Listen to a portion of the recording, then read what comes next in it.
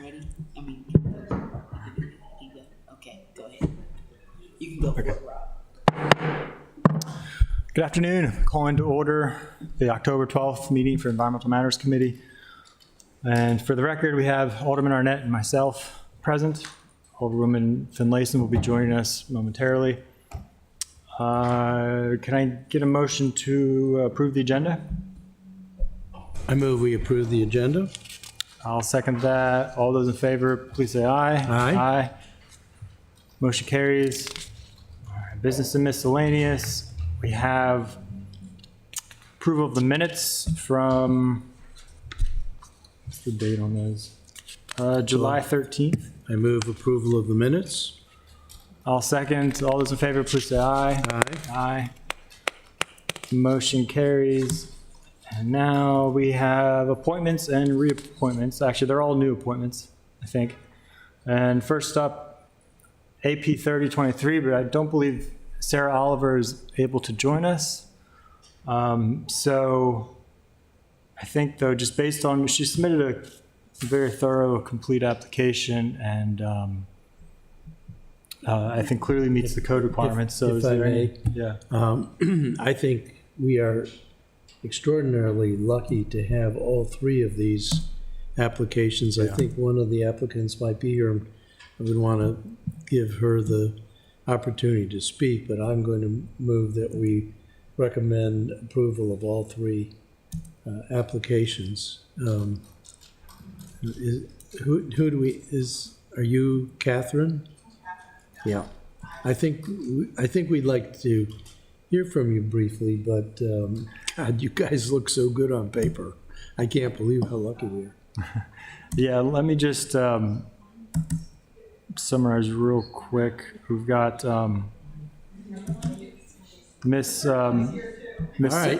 just real quick, summarize, Miss Sarah Oliver. It looks like her background is in bioenergy, and again, also submitted how she has a great interest in the environment and particularly climate change. So again, I don't have any hesitation. If you want, I will make a motion, we recommend approval. Thank you. I'll second Sarah that. Oliver. All those in favor of Sarah Oliver, which is AP 3023, please say aye. Aye. Aye, motion carries. Next one is, let me double check Catherine. here. Sorry, I lost my agenda. Next was AP 3123, Catherine Welker. Are you able to join us at the microphone? Either the podium or the table's fine.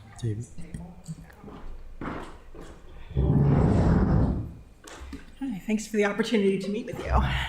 Again, thank you so much for your interest and willingness to join. Can you give us a summary of your background and why you're looking to serve on the commission? Sure. I've been working in the field of emergency management for almost the last 20 years. But as part of that career, my work has shifted toward addressing climate change issues, and over the past year, very deeply about resilience overall, which also includes climate resilience, infrastructure resilience, economic resilience, and how all those can be integrated, right, to have stronger plans, and when you implement them, multiple benefits for a community. And so I just feel really fortunate that my career has gone in that direction because it aligns so much with my interests.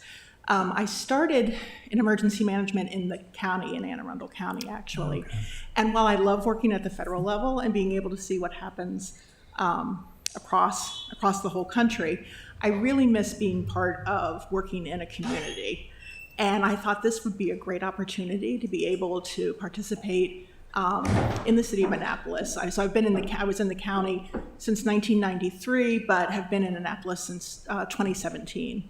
And so we'd really like to be able to apply, what I've learned and my interests in helping this community and get to know people more and participate. So that's kind of the short version. Oh, good. And if you haven't, if you're not familiar with them already, we have a number of documents, plans that may be of interest to you. Besides the comp plan, which we're working on now, has a large section on resiliency. Then there's the what's the one, military installation resilience review, yeah. So with our new resilience authority, and we're doing quite a bit right now. Yeah, and I did review part of the draft comp plan, also the MER, and was very much impressed with the way that everything is being integrated in those plans. Things, it doesn't seem like you're siloing these different sectors. So, and the Resilience Authority, I've actually had a chance to meet with the director of that as part of my work at the federal level, and was very interested in the approach and the projects that they're thinking of, they're working on. Good, thank you. Any questions for the nominee? Not a question, a comment, though, if I may, Mr. Chair. First of all, thank you for volunteering. We appreciate it, and we appreciate your credentials, your CV, and your interest. But I did have an opportunity to meet with, by happenstance, a current member of the the Annapolis Environmental Commission. And I have to admit, I chided him a bit because the attendance of the commission here has been somewhat spotty. And I reminded him that you are advisory to the city, but to the council. And we look to you both for your personal expertise, but also representing your community. And we're stretched a mile wide and an inch thin. And we really do need to have the professional input, but also the collective input from the community to let us know what our constituents are thinking of. So I will speak for myself, but I think all council members value the contributions you make and appreciate the time you invest. And we hope to see you here often. so. Yeah, thank you. I definitely plan to attend meetings regularly. I am interested in how, because I know one of the missions of the commission is public outreach, and so I know that they have their monthly meetings. Wasn't sure how that public outreach happens if it's just been the meeting. So, looking forward to learning how the commission works and contributing. Thank you. Thank Thank you. Do I have did you have any questions, Alderwoman? I'm just skimming it, but it doesn't look, Okay. I don't think so, no. Is there a motion from the body? Mr. Chair, I would make a motion to recommend approval of this candidate. I'll second it. All those in favor, please say aye. Aye. Motion carries. Thank you. The next appointment is AP 3323, Alicia Robertson. If you could join us. And just make sure the green light is on at the bottom of the mic. Okay. Okay. Well, So same question, if you'd explain a bit, highlight your background and your Yeah. interests and hopes for the commission. my background is environmental restoration. I've worked for a couple contractors in the state of Maryland that bid on public environmental work. And that's actually partly why I was interested in this commission. As you pointed out, that, there's been a lack of, response by the commission over the years. And I tend to like to be involved in, my community. So I thought that this would be a good way to be a part of that and hopefully get them directed back to what they want to focus on, especially because I think there's areas of improvements, such as like focusing on our environmental justice areas and actually making sure we're achieving what we want to achieve. So I actually do have a question though. If you're aware, I think someone would have brought it up by now, if there would be a conflict of interest, because I specifically bid public work, and I haven't actually seen a lot of work from the city of Annapolis recently, but specifically Anne Arundel County, projects like that. We have our general counsel looking into it, but I personally haven't seen anything that would be, because they don't vote on RFPs, correct? No, the board, I don't see a problem, and Ms. Scott might have their thoughts on this, but the board, it's not even a quasi judicial board. It's purely it just gives recommendations. And so if there does happen to come up something, you could always recuse yourself. Okay. We occasionally have conflicts we have to recuse ourselves for. Ms. Scott, do you have any other thoughts on that? Yes, so exactly. So when we have an issue where we think there's a direct conflict or there may be the appearance of a conflict, that board or commission member would recuse themselves from the discussion or involvement in that issue. For example, we have on the Conservancy Board, we have someone from Greenvest, and the city has a contract with Greenvest on stream restoration, and he's actually the chair now of the Conservancy Board. He just recuses himself from certain discussions and votes. So, I think we have, same thing on Planning Commission. We have property owners that recuse themselves from certain votes. So it happens quite often. Okay. I know Greenvest quite well, so now I feel better. Yeah. So do I. Any questions from the body? No, thank you. Yes, one. Go Terps. Woo! I moved all the way from Kansas to go to Maryland. So. And just since two new members here, so you'll get confirmed at the next, or up for confirmation vote at the next council meeting. You don't need to attend. But just since there are two pending members, just want to state, there are a couple things for the commission that they're tasked with in the code. And one is there's a section, which I think we need to fix, but there's a section under our tree code, which talks about recommending, I think, various initiatives with that program as far as planting. And then the meat of it, though, has to do with communicating with community groups and issuing recommendations coming from that, but also your own work. There's nothing preventing the commission from providing recommendations on anything. We will sometimes specifically recommend or refer legislation to the body to do something a bit more specific. And one thing that they've done in the past is give us annual policy recommendations. So yeah, well, in any case, welcome. And again, thank you for your interest. Is there a motion for this? I move that we recommend approval to the city council. I'll second it. All those in favor, please say aye. Aye. Aye. Motion carries, and thank you for taking the time. Thank you. It's good to see you in person. All right, and so we'll move on to legislation. We have 02523. This is the exception to allow public kayak rack pilot program. And this is an ordinance, and just to give a bit of a summary, and I have my colleagues here, our colleagues here too. But we authorized the kayak pilot program with this resolution 4723, which is why I asked Kaylin to print it out. It provides some of the background. This ordinance really just comes out of that and simply authorizes the exemption so the harbor master can do this. But Alderman Materi, I'll give you the first if you want to.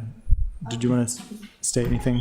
Sure, about thank this? you very much. The genesis of this, from my perspective, was the need for the street end parks, regardless of which ones, to have kayak storage. It was thought that because there was a lot of requests that the end of Prince George Street could possibly be a pilot location, and what we mean by pilot is to have it, monitored by the harbor master, who I see is here, to make sure that it's safe. The situation on the end of Prince George Street, as we all know, will ultimately change in a couple of years because of the City Dock project. So I'm not sure of the duration of this pilot. We struggled at finance because there is this upfront cost of obviously buying the kayak. And then we have the staff costs of monitoring it and, again, making sure everything is safe. So there's a cost on that side. And what we would want this to be is cost neutral, so that the permit fee addresses those costs. So we asked the city manager to do a hypothetical, if you will, so we can see some numbers. But I think regardless of the number of permits, and I think the first year, because of that investment of the kayak rack itself, we might need to add that, cost to the budget this coming year. I don't see how that can be rolled in to a permit every time. Anyways, I know you're looking at it environmentally, but I just wanted to give you the background of where we are with it. It's a great idea. I had my Ward 1 Residents Association meeting last night. Of course, they were mad at me because I told them about finance. There's just a lot of interest, and they will pay a permit fee. There's no question there. So thank you for the time. Yeah, thank you. And does the body want to hear from staff first? Yes, I do. Did you? Well, I'd like Alderwoman? to make a comment before we hear from staff, because Alderwoman Tierney kind of gave an overview from the Finance Committee perspective, but I would like to highlight that we had asked that what we have is what the cost. We don't have any idea for revenue generating. And we had asked for that information to be attached to this legislation. Even though we know that it's projections, we'd like to have some idea other than it's going to cost us, and no discussion about what kind of revenue we could generate. Ms. Bellis had provided us, I think, with the information on 12 racks, a rack that would hold 12 kayaks. So I don't want to say worst case scenario, largest case scenario, but I still don't see where we can generate revenue. I think we should have some projection here. So if you look at the chart on the Can you state your handout, name for the record? Harbor Master Beth Bellis. Thank you. So if you look at the chart on the attachment that I hope everyone has, if you come down, you'll see. Which chart? It is attached. Is this the one that's page 1 of 7? Probably. Okay, sorry. Yeah, we didn't have this at finance. Alderman Finlayson, subsequent to that meeting, following your comments and that of Alderwoman Tierney, I requested the harbor master to put together a projections based on the large rack accommodating 12 watercraft and one for 6, and then to also suggest other locations where it might be located and to include what sort of fees it would be collected and to cover the costs of the program. Well, may I, Mr. Yes, Chair? you're- I'm looking at the chart, and I'm looking for the revenue. I'm seeing the cost for the city. If you come down on the left-hand column, you'll see less the income from participants. So there is a line item there that says the total cost for the first year, just to get the racks built, to buy all the stickers, and to staff the manpower to manage it. And then less the income, that assumes that 15 to 20 people will be on a waiting list. I would suggest a $50 fee to get on the waiting list, and it assumes,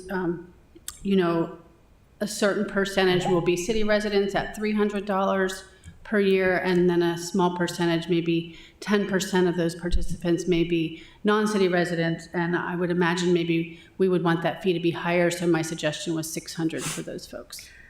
So, and I should apologize. I should have let staff do their presentation before I asked my questions or made my comment. But now that we're here, I'm looking at the line that says less income from participants, waiting list fees. So you're thinking that if we have a 6 kayak rack, we will make potentially between $2,500 and $3,100, or between $43,500 and $52,000. No, if you look all the way down at the bottom, the net costs are there. So if you did a 6-person rack, my estimate would be you will lose almost $300, or you could make almost $300, depending on how things shake out. And then if you do the 12-person rack, at the end of the day, when we include all the costs and all the profits, you would lose approximately $600 to as much as probably $1,500. I'm not seeing that. What page? I'm The sorry. very first chart. Okay, and that's what I was looking at. So I want to see how much we can make versus how much we will spend.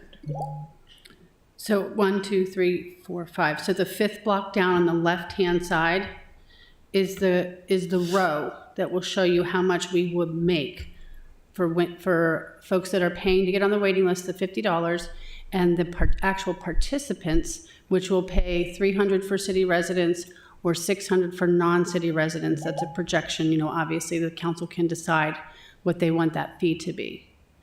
But I sort of tried to take a stab at what would I pay for this benefit in such a way that the city will come close to breaking even. I don't think this is going to be a moneymaker. I think we can all agree on that. But it could be a nice benefit for not that much money. Well, and I think we had that discussion, and the fact that this will be revenue that will be generating more than 1 year. So I assume that what we're adding here, and I'm still not clear, because I'm still looking at the less income from participants waiting list. Is that the revenue that's going to be generated? Correct. Okay, so the $2,550 and the $31 is potentially what could be generated for the 6 kayak rack. Correct. Okay, or if we do the 12, it's 43.5. Okay, to 5. And the expense would be, what is it, 73? I'm thinking back to this fiscal impact note. The total expense on the first year is their 4th line item there, $48.25 to $53.25 for the small rack, and $77.75 to $87.75 for the large rack. That's the total expense for the first year. That's my estimate. And then if you take your eye down, you'll see every year thereafter, obviously you don't have that startup cost. You still have to buy your stickers every year. You still have your staff costs to make sure the contracts are collected, the waiting list is managed properly, the racks are checked, the boats aren't filled with water, the boats aren't damaged or stolen or vandalized. So there will be a cost every year. Is this going back to the finance committee? Did you take action or postpone? No, we postponed it. Okay. Because I think these are relevant, but I just want to make sure we focus on some of the environmental aspects to it as well.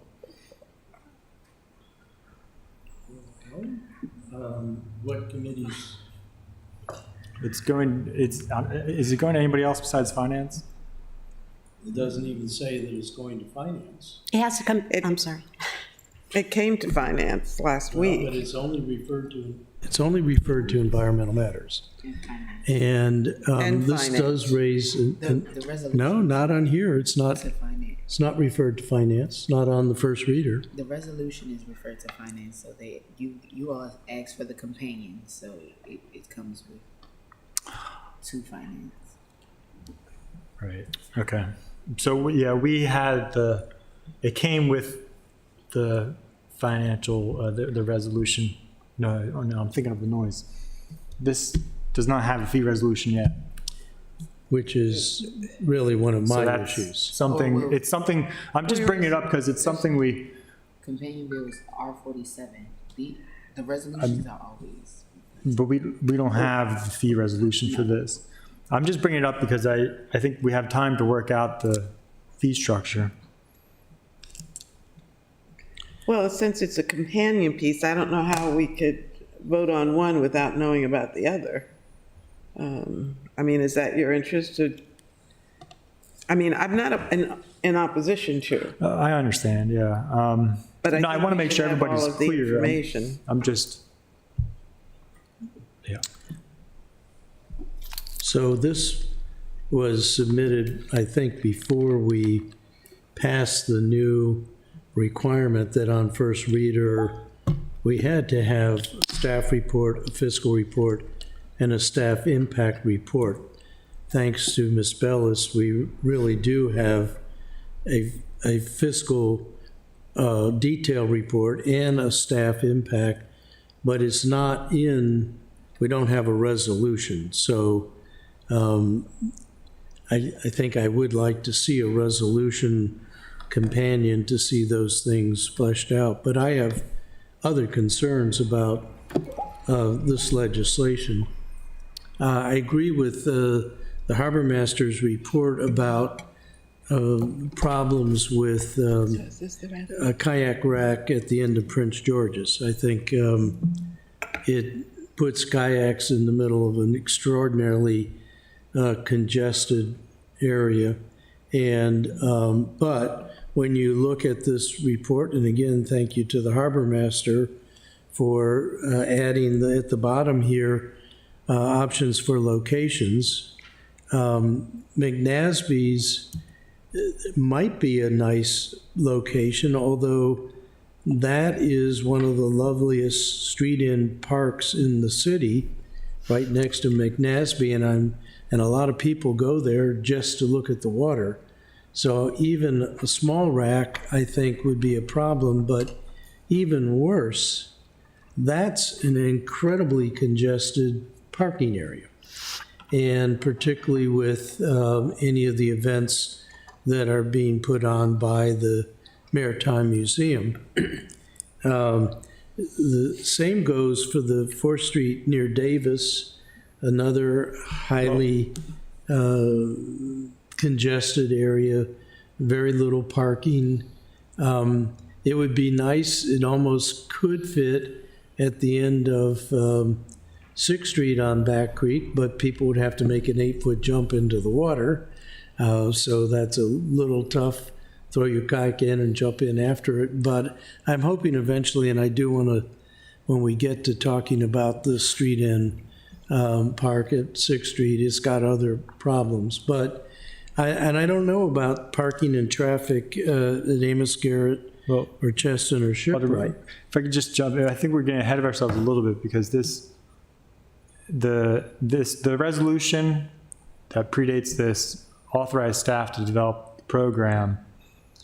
And so there are a lot of details, a lot of standards they're going to have to be creating as far as the permitting process, location suitability.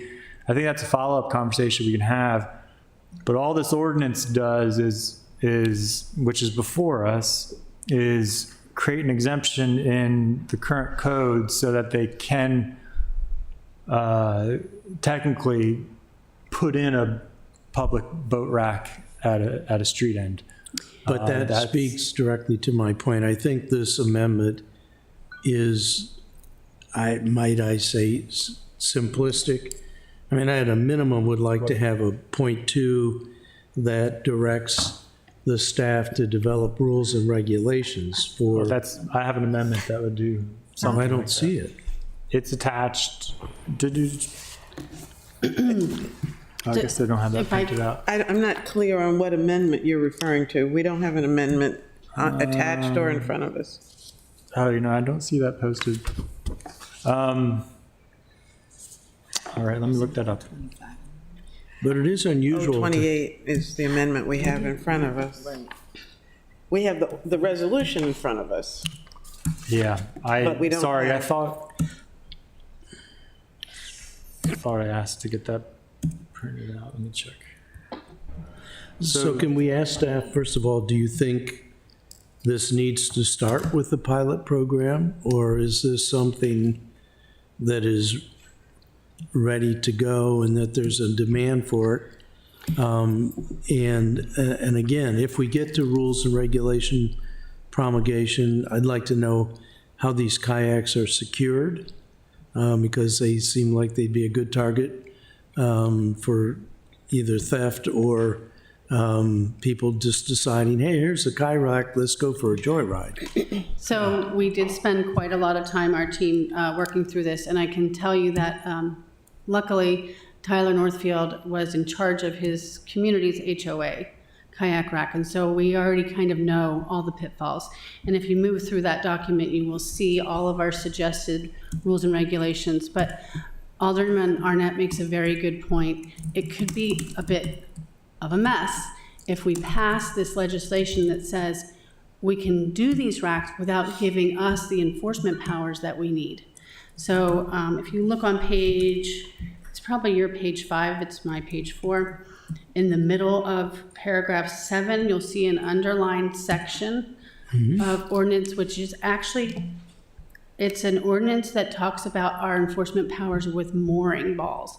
And I've reached out to the Office of Law so that they could make an equally effective ordinance. So we're gonna allow the rack to be built, but also we're gonna allow the harbor master to create these rules and enforce them. And so in this packet, you have the suggested contract that the participants would sign, the rules, and certainly we expect there to be some more suggestions and changes, but we modeled this after our annual mooring program, frankly, because there's a lot of good work in those contracts. And then we added in sort of remedies to the pitfalls that Tyler had experienced in his neighborhood. But I would say to the question regarding whether or not it should be a pilot program, I feel strongly that it very much should be a pilot program because we want to get it right before we make it big. And so we don't want to start 3 or 4 of these and realize that it's really much more manpower than we realized. The boats are getting vandalized. People want different kinds of racks because they want more stand-up paddleboard racks. And so we want to get it right with a pilot the first time. And then if it's great, then expand on that. So to add to that, then pending a successful pilot program, I would like to see an amendment to this ordinance that has a 2 after this amendment that says explicitly, and I think you're way ahead of us in terms of doing this, but that the harbor master's office will promulgate rules and regulations. Let's hear. In those rules and regulations, I think there needs to be coordination with the alderman from the ward, alderwoman, to look at the current uses of the street in park. For example, if we did one at the end of 5th Street on Spa, and then we have the electric ferry going out of there, and again, we don't have any parking, so I really think there's probably only a small number of street in parks where this may actually be reasonably accommodated. Alderman, again, I think that, I don't want to get ahead of ourselves too much. I think these are all good concerns to bring up for staff to consider, but I think when the rules and regs are going to be coming back to the rules of government. But there's nothing in there, in here that Well, that's, calls so for. I have an amendment, and I apologize, it's draft. It's my fault, I did not ask that this get printed out. I forgot to, A but. great amendment, I love it. So what it would do is, if you look at the last line, it would remove pilot program 4. So it would just state that the harbor master may grant exceptions to this section for the following. 1, public kayak racks in street end parks, subject to rules, regulations, and permits as determined by the harbor master's office. And in that, is it assumed that the harbor master who just expressed a desire for a pilot program would have the flexibility to do a pilot in the Well- rules and regulations? Well, the pilot, I propose to strike that, because if we decide to move, either way, if we decide to move forward with it or not, we're gonna have to amend the code again. This at least strikes pilot so that if we decide to stay with it, we don't have to update the code, but if we don't, we'll have to come back and edit it. But at this point, it's still up to the discretion of the harbor master as far as creating that process and what street ends qualify. But again, I hope that you'll bring that back to either this commission or rules and government specifically to. And I think the language that you just sort of mentioned, I think that was your suggestion that I think Yeah. I'm understanding. I think it's a step in the right direction, but I have sent it over to Ashley Leonard and Cynthia Reuter. I think the language needs to be a little more specific, just like our annual mooring language is, so that it states exactly how we can enforce this and then what someone's rights are if they don't like the way that we're enforcing it. So we probably have to flesh that out a little bit, I think. In the code, you're saying? I think so, yes. What language I'd did ask the- Ashley suggest? I want to ask the co-sponsor. She only got this yesterday, so I don't have her report back, but she did say she would look at it, and Cynthia as well. Mr. Chair, I think we should postpone action until we get the specific language. And also get the resolution, the fee resolution. Yeah, and we have the resolution that's on our desk, but it's not attached. But Alderman Arnett raised a good point for me in that I think we should know where the pilot is going to go. Your discretion, but I think I would like to know. You know, the Second Street End Park is Dick Sims Park. I can't envision a kayak rack being there. So I'd like to know exactly where we're talking about going specifically. If you're pressing for a choice from me right now, my choice would be Amos Garrett. And I do think I don't want to force you right now, because that's why I think we need to postpone it and give you a chance to mull over. You know, if you're prepared to say where you want it to go, that's fine, but I don't want to force you into saying something a bit prematurely, maybe.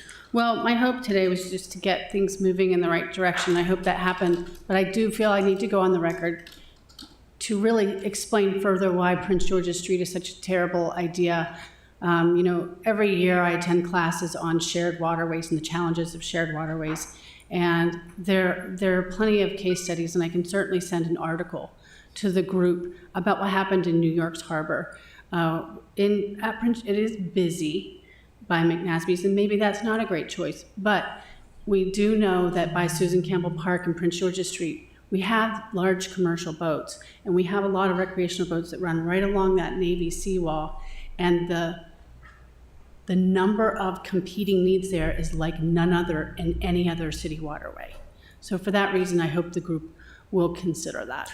Okay, so before we postpone, I want to hear from the sponsor, but also summarize. It sounds like what the committee would like is a fee resolution to accompany this, as well as and this, I guess, is the committee agreeing with Ms. Bellis's recommendation that we flesh out some more of the regulations and rights within the city code? Because that's the other thing we could And ask. that can That would have come to be an from- amendment. Well, yeah, we can amend this Yeah, to. so we're asking for an amendment to do, I guess we're going to look towards your offices to, if you could draft an amendment. And Ashley Leonard. Well, Ashley- yeah, that's Officer, implied. Jackie Gall, Deputy City Manager for Resilience and Sustainability. So what Beth is looking for is her enforcement, that piece of it, something Yeah. directly in the code that says the department office responsible for enforcement of this program is the harbor master. And that's in Title 15? That would be in Title 15. We don't have that yet because we don't have this program yet. We're creating this exemption that allows us to have this program. So as we develop it, we need to specifically say that the harbor master's office shall enforce it. Yeah. And the Office of Law will draft So that I'd like to language. say to the two sponsors, though, that I very much welcome legislation like this that creates more ways to have access to the water and more ways that people who don't necessarily live nearby, maybe come from the county, to be able to not have to lug a kayak and paddles down to the city on top of their car. So I know I'm making, I hope, constructive criticism rather than negative comments. I think the spirit of this is something that I very much support, but I'd really like to see us nail it down. Yeah, the question is what process we want to follow here, because this authorizes staff to put together details on a program, and it's always a struggle for us trying to figure out how much we want to include in the code and how much we don't. But it sounds like staff also wants some more in the code. So I have those two things. More The code third changes. thing we would need would be, I guess, as a part of that, could you narrow down in your staff report some of the criteria you might be considering as far as appropriate locations? Or the alternative would be to actually list in the code what street ends would qualify for this. I'm not, I think that would be premature if everyone agrees that a pilot would be the first step. And then I also need to probably get with parking and transportation because I know the waterways and they know the parking issues. yeah. And so I want to get a collaborative group of information before we narrow down those spots. How much time do you think you need? I would need until the second week of November because I'm out of town. Okay, so to keep that in mind for the postponement. Alderwoman Tierney, did you want to say anything as a sponsor as far as, Yes. is this okay for Three you? things. The first thing is, I guess this is failing as enabling legislation, which was the model for outdoor dining. If you remember the outdoor dining, what's the word I'm thinking of? The parklets. We did the same thing. We authorized something that we didn't quite know how it was going to work until the rules and regs were established, which was key, and then those were sent to rules and city government, if you all remember. So apparently that isn't the way you want to go here, and using this in and of itself as an authorization to proceed and do all that stuff. But if you see, number two, if you see that there is something missing in this ordinance that needs to be there now, such as giving you the right to enforce, by all means, please send me that amendment and we can do that. Number three, as far as location, I see that Director Vogel is here and he's probably not paying any attention, but it did come up last night about the location. And I thought, whoa, maybe this isn't, I know my residents didn't want to hear this, but we're going to start a $55 million project down there. And I know the limits of construction are outside of that, but you cannot help but think it's going to get a little crazy. I don't know when Director Vogel said it was going to essentially start at that end, but it's something to consider when you're talking about this pilot. Don't you agree, Beth? Or do you think the pilot will go for 1 year and then it would be moved anyways? It I don't know the answer To be to frank, that. I don't ever see a kayak rack being a good idea, Prince George's Street. Okay, so then, okay, well, there you go. All right, well, I do. And that's not what this ordinance says. I just Yeah. said that was the genesis of it, was this need, everybody, we want one here, and so that's where this all started. And I have no, Yeah. safety is key, safety is priority, so wherever it goes. But again, I think we collectively have to agree on what we want this ordinance to do. Right, right. And I think that, Frank, I think you're absolutely right. And I do think we're overthinking this because the resolution probably should have sufficed and not even needed the ordinance, because the resolution, just like we did with outdoor dining and the other stuff you mentioned, the resolution, messed it up. if it's truly going to be a pilot program, then it's short term. We shouldn't be putting anything in the code about it. If it's a pilot, it should just be authorized via resolution.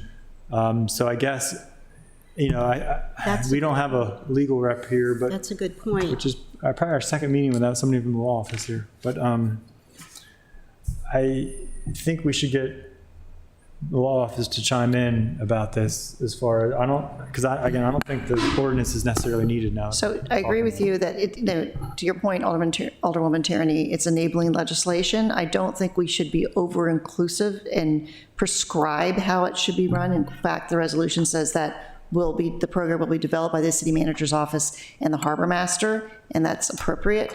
The only thing that I think is appropriate to include perhaps in an amendment is the harbor master's enforcement powers of such a program.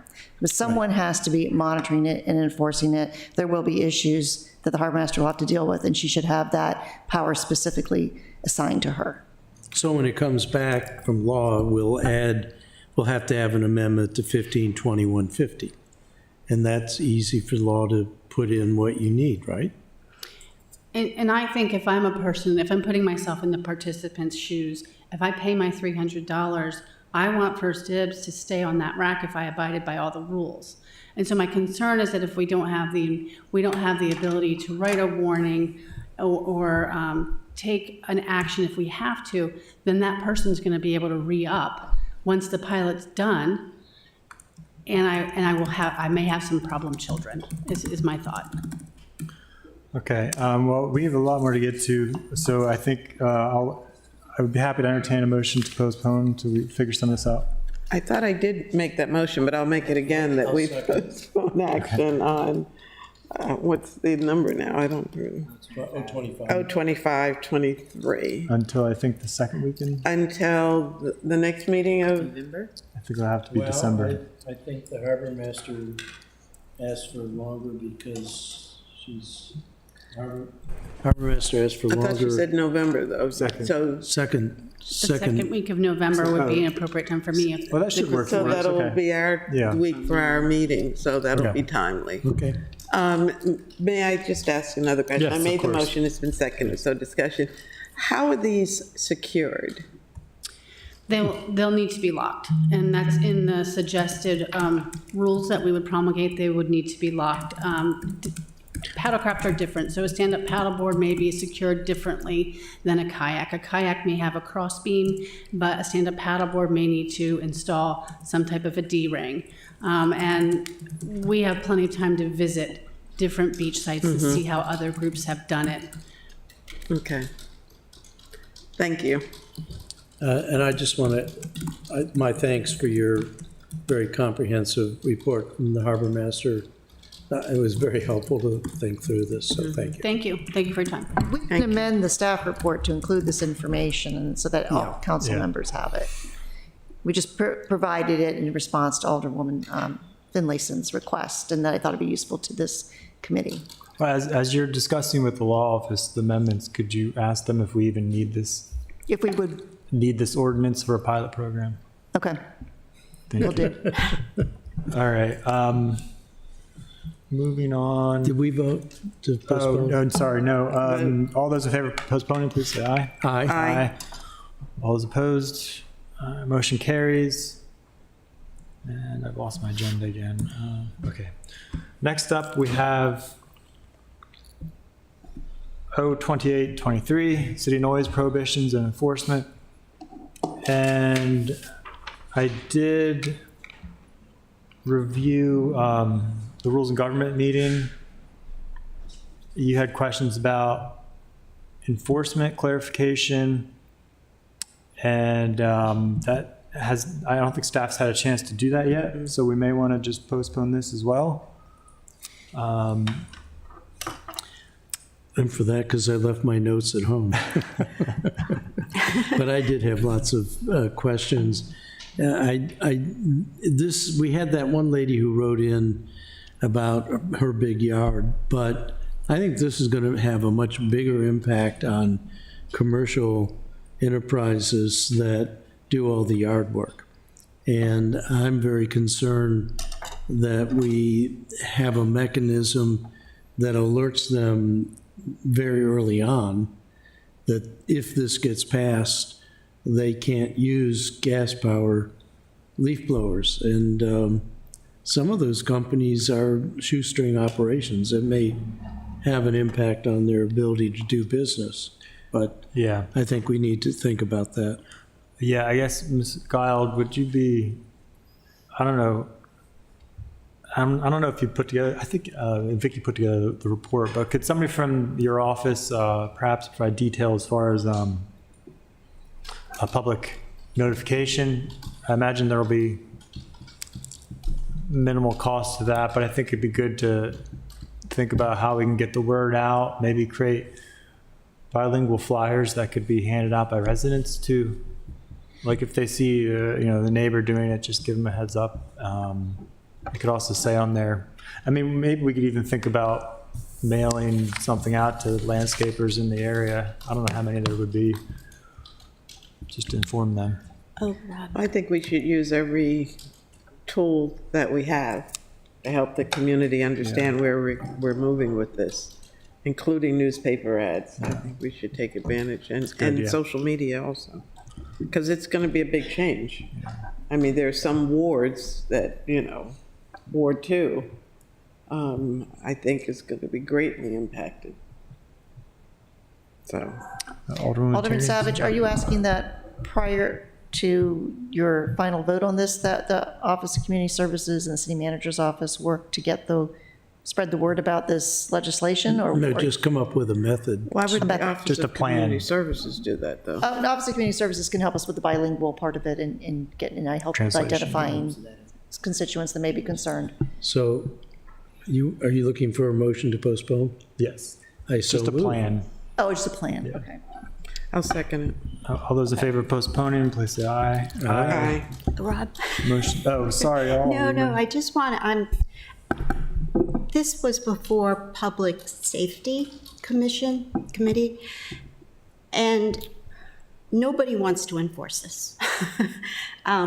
The language currently, just a little background here, the language, it comes under the title of planning and zoning is because of Title 11, it's planning and zoning. Well, we know, or do we know, that planning and zoning is not going to enforce. They probably won't enforce. It would be the police.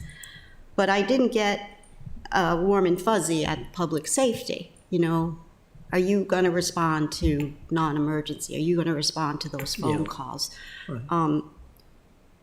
And I'm not sure if it's anything we can change in the code. It's just something we need to ask the city manager. At one time, if you remember, I think it was 2 budgets ago, the city manager said, I'm going to have somebody walk the streets. Remember that? Part-time enforcement. Yeah. And that would make sense for that kind of noise. But we're talking about, random over 65 decibel parties and stuff where the residents are used to calling the police. That's the way it works now, and that seemed to be what was acceptable at that meeting. I guess what I'm trying to say is I don't know if we're going to get anything more from the police on this. And you know what I'm saying. And the other thing, as far as I'm speaking for my colleague, but she proposed that amendment in sensitivity to her residents to say, look, this is a big deal. We're going to grandfather, what's the word? Not sunset. We're going to give you a year before this is effective. A year's a long time. Not a year. Is it a year? December? It is a year. Forgot how it reads. It's over a year. But that was her intent, to not just pile this on. So I just wanted you to be aware of that. Yeah. I think we should authorize so- noise vigilantes. Well, so as far as how this has worked in the past, back in the DNEP days, I think that was handled by code enforcement, and that's my understanding. But so we have a couple of options. It could be one of the building or combination inspectors we have. It could be the planning and zoning has I forget the title of their inspector. Land use, I don't know, I forget their inspector, but they have an inspector for planning violations. That would probably be a better office Yeah, as opposed to police, because I don't think. Thank you for indulging me, but that was the response that we got from, Vicky was in attendance, I believe. That was the response, was that the way it's written allows that flexibility, so Right. it wouldn't warrant a change in the bill. But I think Alderman Tierney is correct about public safety. I've had constituents call about noise, the police have said, first of all, we don't have decibels readers, which I don't know why they don't, but they will get there when they get there, which is usually long after the noise is already abated. And I understand that too, because I think they have bigger things on their plate. However, I don't think we have roving inspectors from planning and zoning. We can't even get enforcement of short-term rentals, and they don't move, but the noise disturbances. So I almost feel like we're passing an ordinance which, other than banning gas leaf blowers, isn't going to do a lot, because there isn't going to be a lot of enforcement. Yeah.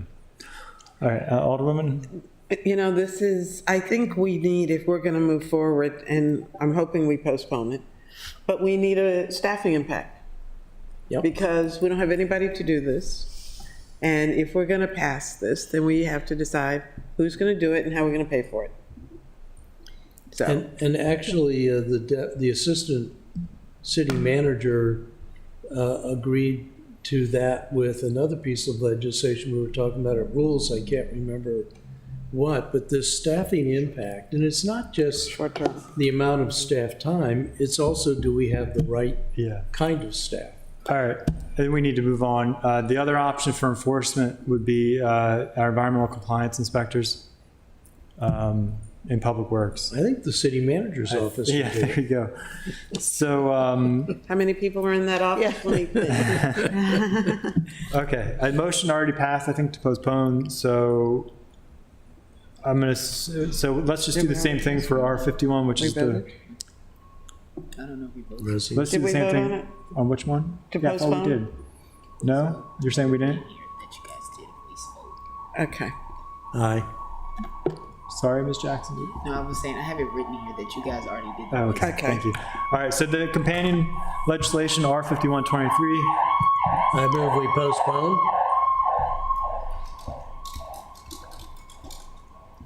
Alderwoman, We're also anxious to get to the. I'm sorry. comprehensive. to postpone the fine, Yeah, I'll move to postpone. I'm looking for R5123. need a second.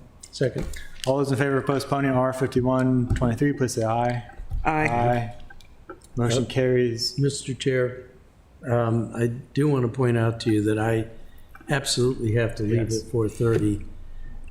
If we're going to proceed with the agenda in order, I really doubt we're going to get to the comp plan, which is the third one down on our list, unless you want to reorder the agenda, Yeah, in which case we've already kept staff here. well, the most pressing, timely, I think, is the comp plan. Don't want to hold that up any more than we have. So my apologies to Ms. Dial, hold off on your report. And Mr. Vogel, Director Vogel, we're probably not going to get to you either, although I think we will have some questions for you related to the comp plan, if you're still willing to stay for half an hour.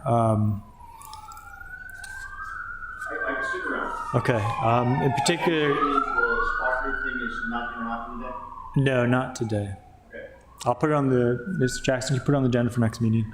So which ones are we But taking there off? are a of couple the- questions, I think, comments related to the comp plan as far as the water resources, in particular the wastewater and our waste program, as well as the water distribution program that are spoken about in the comp plan, which we might, although I'm not entirely sure we'll get to that, because first on the agenda, we have the tree canopy goal discussion. Do you have a presentation? How long is brief? 15 slides or so. How many? 15, that sounds good. Yeah, okay, I guess, Is that on the tree canopy? yeah. That's okay, It's very helpful to understand. yeah, I'm sure it will be. I'm just rationale. thinking, Part of the comp plan. it is, and that's important discussion. I'm just thinking to myself, are we going to be able to get to the water part of it or not? I guess we'll do what we can. I apologize, Director Burr, Vogel, sorry. All right, if you guys. I have a last name for a person. That's right. All right, So, yeah, Mr. Chair, Wisniewski, what are we moving off We're the going to agenda? do tree Are we- canopy. We're gonna going do to tree fast canopy? forward to the tree canopy discussion, And then which that will be is part of the followed. comp plan discussion. All good, we can come up with the same. Okay. Now just, So resilience and sustainability update is being postponed, as well as DPW update. okay. That's correct. Could you all state your name for the record, please? Not all at once. Eric Lashinsky, Chief of Comprehensive Planning. Brian Adams, Urban Forester. Casey Ortiz, Comprehensive Planning. Thank you. Bear with me for a second, I'm just getting into the computer.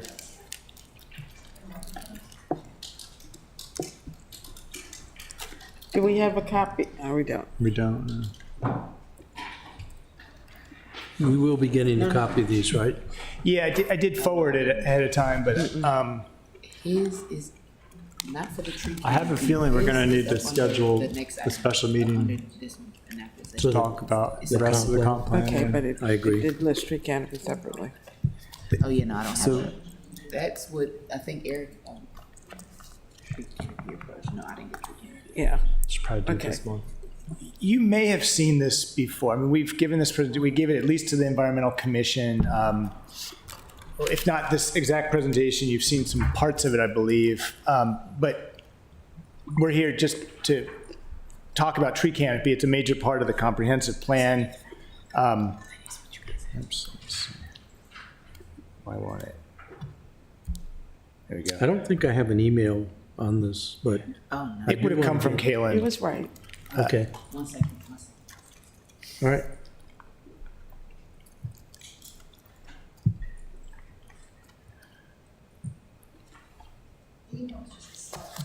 Yeah, well, yeah.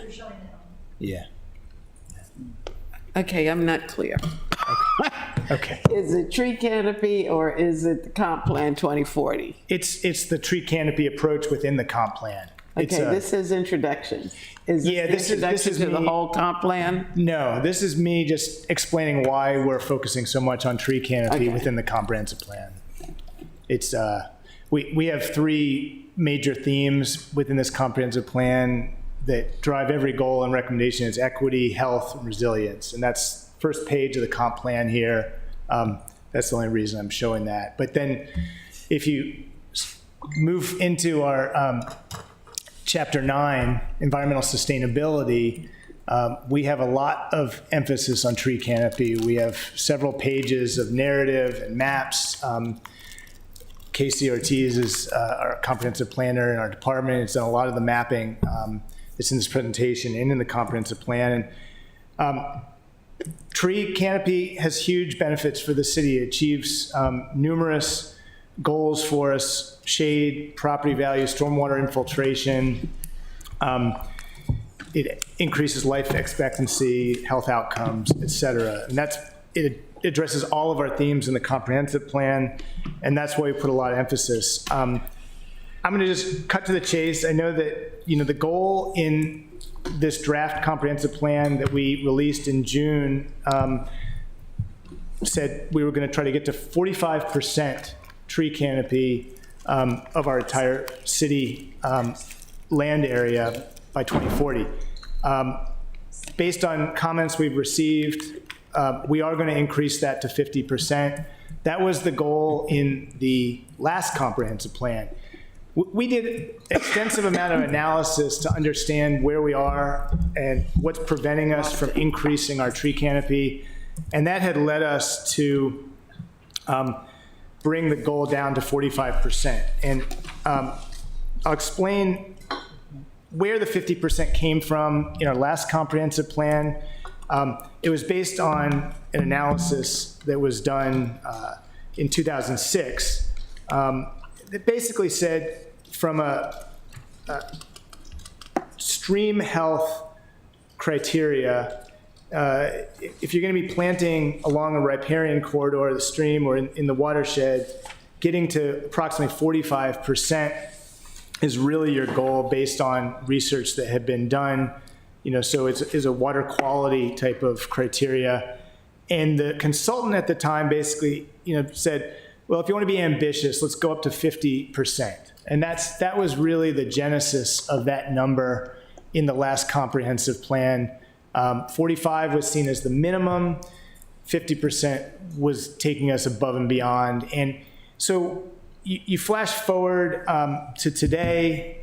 Our last tree survey was covering the period of 2011 to 2017. We did that survey in 2020, and it really showed that we're not gaining any ground. We're not gaining any tree canopy. We're challenged to advance beyond that 41% of our total area of the city.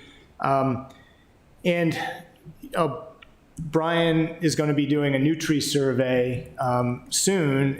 I'll have him talk about the software that he's going to use to do that. He has an idea for how we can be more efficient about these surveys, but that's going to cover the period during COVID when Home Depot did a lot of business and everybody was doing yard work, and we're a little bit nervous about what we're going to learn from how our tree canopy has fared during the COVID period. But why don't you go ahead and talk about, Sure. So the study we had done was done with the University of Vermont. They used LiDAR technology, which is a remote sensing technology that uses lasers to measure heights and map the canopy. I've been doing some research looking at other vendors that provide this analysis, and I found a company that's doing a lot of work in the urban forestry field, Planet Geo, and they're doing this new canopy analysis using remote sensing technology, but then they're using AI and machine learning to do the evaluation. And what they're able to do is come up with a really accurate product that they can provide updates on every couple of years. So if we were to use the software and have a subscription, we could get updates and see how we're doing incrementally rather than waiting 5, 7, however many years to do another study, so that we sort of have an idea where we're headed. So we're not surprised after a number of years to see where our canopy is. And there's a lot of really neat interactive tools that their software provides. There's the available planting space that you can use and evaluate. It incorporates iTree ecosystem values and the tree equity score index to sort of help you plan where to plant, and it's a web-based function, so it's it'd be available. We can make it available to the public even. You can set parameters of what you want them to be able to see, and you can. So I think for monitoring and seeing where we are, I think it's the way to go right now. And, we're moving forward with working on our first year of acquiring that product. And I'm excited that multiple people would be able to, staff and maybe elected officials could have access to it. So it's I think it could be a powerful tool for figuring out where to plant and where the need is.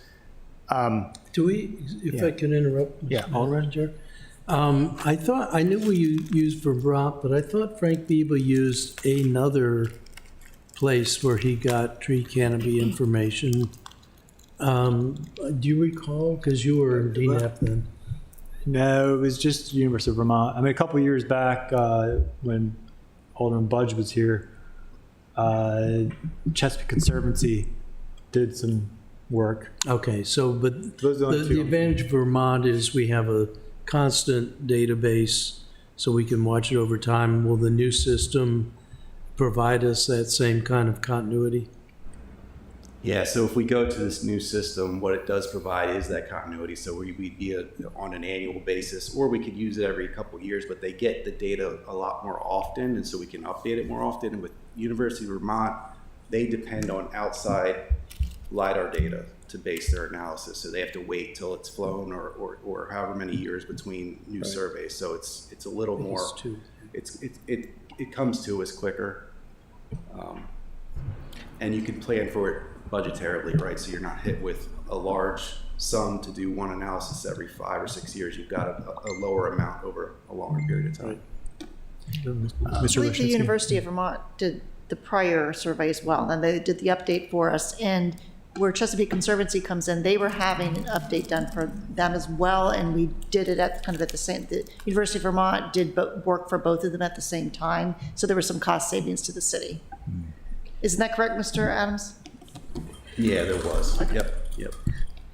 May I ask? I thought I recall at LGAG that, I don't know whether it's the Alliance who is supposed to be coming out with the new tree canopy numbers.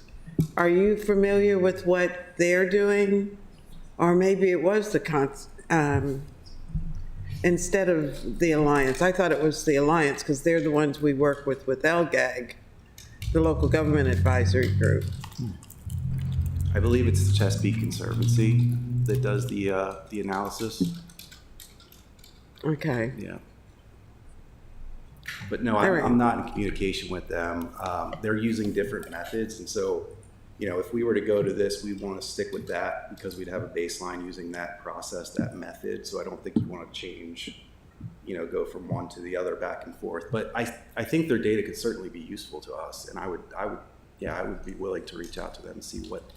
I know they recently published an article about loss of canopy over the state and the county, so they do have some data on that. I think they were planning to, and I could be wrong, but they were looking at the entire watershed, not just the county or the state, but the entire thing, so. Okay, thank you. Jump in real quick, Director Vogel, you could probably, I don't think we're going to get to you, but I'm going to try to schedule another meeting and to talk about the rest of the comp plan. And so I just want to throw out there, you might want to review some of those sections I mentioned dealing with public works in case we have questions about that. As far as the water distribution and the wastewater goals and the refuse waste. Not now. Not now, no. Sorry, thanks for coming. This is so interesting, you can stay. No, he survived a Ward 1 residents meeting last night, so be easy on him. Sorry, Mr. Leshinsky, anything else on the presentation? I have a few slides just showing what that last we have 15 minutes left behind you. Let me flash I want to forward. leave some time for comments. The big takeaway from the most recent analysis is that we're really losing canopy in our residential zoning districts. Yes. So this graph in orange shows where the loss is happening. On the far left column are all of our zoning districts. And the areas that are boxed out in dash are the residential zones where you can see where we're losing more than we're gaining in those areas. That's the big takeaway from the last analysis. We did, for the comprehensive plan, our own analysis of really what's realistic in terms of finding new places to plant to start expanding our tree canopy.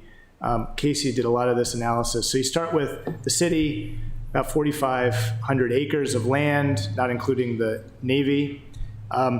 We have about 41% of total tree canopy coverage today, a little under 1,900 acres.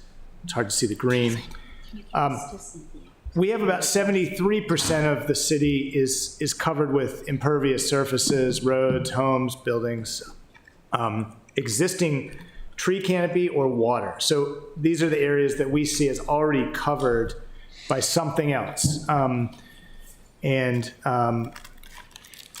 This is not including the Naval. This does include some Anne Arundel County property and some Navy property in red. But so then when you look at remaining area to plant, by far, the largest is going to be in our residential area, but in purple shows everything that we've analyzed could be planted in some capacity.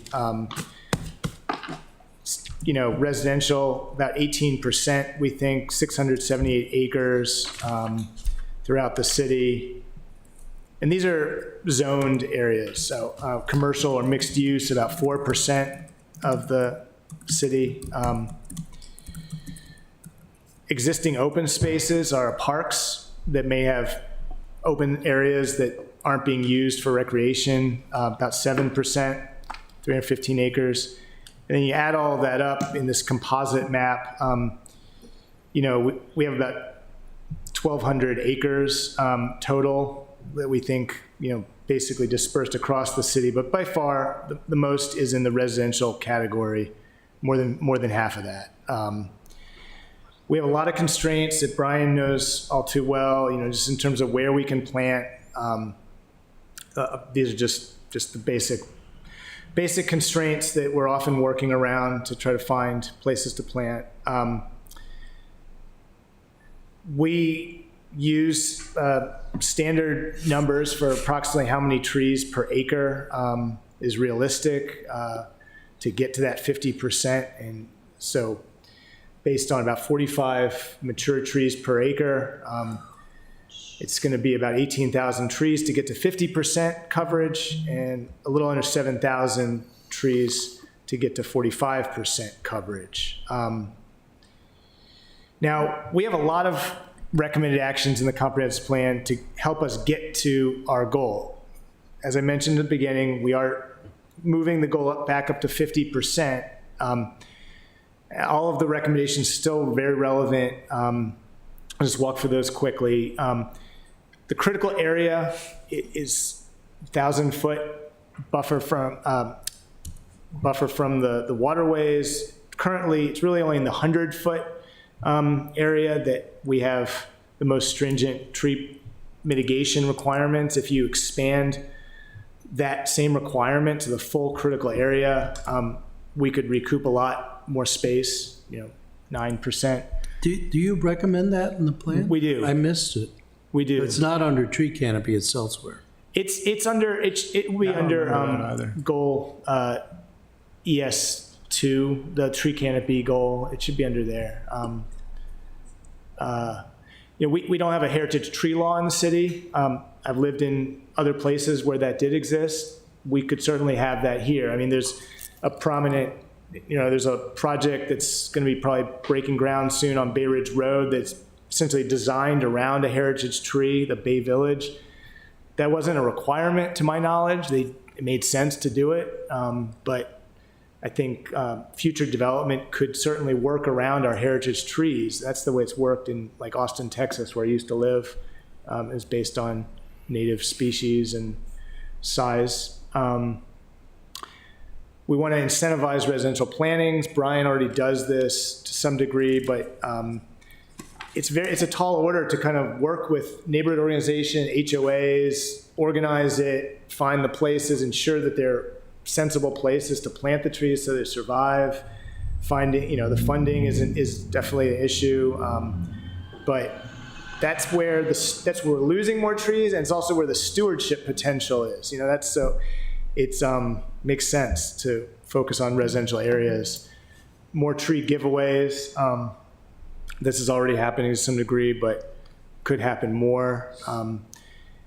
What we've seen in other cities, towns that have been successful in expanding their tree canopy, they have a strong local nonprofit that aids in that they're often the conduit with neighborhood organizations. They basically provide more manpower and funding. We have a great new organization called Save Our Trees that's now part of the Watershed Stewards Academy. They focus mostly on preservation removing vines. They're not really focused on new tree planting yet, but helping to build an organization like that for Annapolis would be valuable. And then finally, when we looked at places that had an urban forest master plan that really drilled down to like, how are we going to get this done? What are the resources that are needed? Where are we going to plant? We found this example from Cambridge, Massachusetts. Brian found, and it's bigger than Annapolis, but everything's scalable. It's more urban. They had a abysmal tree canopy in 2009. I think it was like 20%. Their city, they did this master plan. They invested heavily. You can see the numbers here. They basically doubled their budget from 2007 to 2022. So it wasn't necessarily overnight, but they have more staff positions. They did this plan, and Brian found that they've increased their tree canopy by 2.5%. I think they're now at about 25.5%, something like that. So that's the last slide. I mean, we're really committed. I mean, staff level, we're really committed to this. I think we just need more support for it, and I think it's particularly Brian. I think the on-the-ground work is very complicated. I think in a city where we're sort of finding these spots that aren't in conflict with anything else, and organizing, the tree planting event, bringing resources to that. I think that's part of it. But Mr. Chair. Well, hold on, because thank you so much for the presentation. I'm really glad to have this information. For one, I want to review this more. If you could send the presentation to us. I don't even want to open up the door to conversation because we only have 5 minutes left. Okay. I have a lot more than 5 minutes, as you could probably imagine, in my head. So, All right. but this is great information. I really appreciate it. This is exactly, I think, what we really need to identify good policy going forward, but also more importantly, I think, well, not necessarily more importantly, but equally important is funding, right? We've done a lot to increase funding for our stormwater end of things, but not the forests, not the trees. It's still just Brian and one staff person, and who always has to fight every year because the tree funds get cut every year. So I think we need to have a lot more conversation about where to get the money from, such as our watershed fund, because it just, as in the Chesapeake Bay model, forest cover is the highest rating for improving our water, highest land value, and that's why I think we want to get to that 50%. So unless there's anything really pertinent that you want to ask them for next time, I'm going to put you guys on the agenda for next time if you don't. I do want to speak to it, but I just want to suggest two things. One, we really have to stop the bleeding, and you and I are remiss. We've got to have the same rules for the backyards as we have for the front yards, because that's where we're losing a lot of trees. Two, I don't know how much you've looked at Singapore, but Singapore has done a fabulous job of requiring plantings in the buildings that they're building. And in fact, their buildings have all kinds of wildlife that have inhabited that canopy. There's a special on public television that you can look at, but also thinking about parking, another part of the plan. I think that if we want to reduce the amount of impervious space, one of the things that we can require is park spaces where they reduce the amount of macadam and/or buildings that could have affordable housing with green roofs or solar roofs. So I've been thinking across the whole plan, and we can talk about it more when we get into the next session, but I think there's a lot of fruitful things that we can be talking about that, for me, can kind of juice up our implementation sections of the comp plan. But that Singapore is unbelievable, what they've done in their city. It's also a 15-minute city, if you're following Paris. So, yeah, that's just a suggestion. All right, any final thoughts, I Alderman? just have a quick question, and that is, has there been any discussion about how to restore the forest that we've lost as a result of the tornado that went through? It just seems like a huge opportunity for us. I know most of it's private property, but have you given any thought to how we could resurrect that? So the main section that was affected was a conservation easement. And we are actually in conversation with the developer now to come up with a way to manage the invasives that are coming in now, the undesirable vegetation that's all, crowding in there. And we're trying to get a plan for the next 5 years so that they do not, manage it for the next year or two while construction's going on and then pull out and leave it. So Tom Smith and I are actually having discussions with that developer right now to try to manage that area and let the natives come back in and keep all the undesirable vegetation out. So hopefully it'll, if we do it right, it can restore on its own. We don't have to go in and do anything with it except manage the invasives. Okay, thank you. I'm looking at the stats for Cambridge.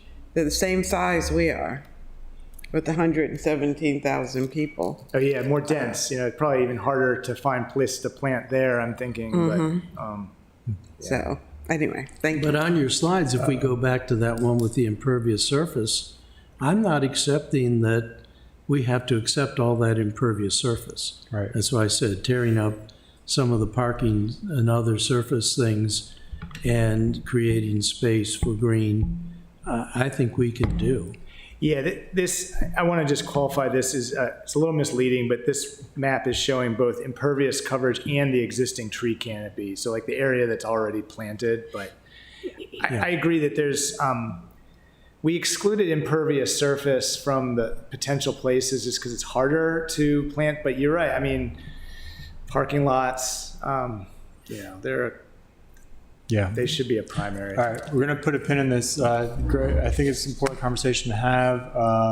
Actually, the last thing before I put the pin in, for the Rocky Gorge, that forest, just to throw something out there, you might want to ask Public Works about, is keeping that grading bond, the stormwater, I think it's just on the grading permit, the grading permit bond, in case this developer decides to loft it or something, that we'll have that bond money to do some work out there. So, yeah, we've discussed maybe an escrow account Okay. to cover the cost of the invasive management over the next 5 years. So like, if they decide, then the money's there. Okay.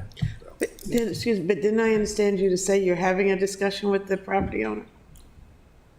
Yeah, we've been back and forth with the developer. Okay. So he's still, we're still holding building permits until he agrees to all this. okay, that's what I thought. Thank you. I hope you're going to be surprised when this finally gets to us, because I'm writing lots of notes and we have lots of ideas. The comprehensive plan. So I'm going to try to schedule another meeting, maybe later this month if folks are around, or early November, just to get some of this Hey, Rob? taken care of. oh. Yes, Alderwoman? Brian, I have the budget open and I can't find a line item for you. I mean, I see you, but what is your budget? This year, it is 111,000 for maintenance. It's minuscule. What's your planting budget? My planting budget is, well, in the budget, it's non-existent, but I have fee in lieu from the critical area that I can use to plant in the critical area. Yeah, we need to authorize the Watershed Restoration Fund. I think it already can be used technically, but Did he say how much, though? We are using watershed restoration funds to fund Replant Annapolis this year. I just got that through with Public Works. because we've. But how much did you say you were recouping from fee in lieu of? The balance right now is around 50,000. I spent 20,000 last year, so it's going down. It's not coming back up. So I've been trying to spend it sparingly. That's just for critical area. All right, is there a motion to adjourn from anybody? Move to adjourn. Second. All those in favor of adjourn, please say aye. Aye. Can we Motion thank the carries. director for the Thank you, update? everybody. Thank you. Welcome.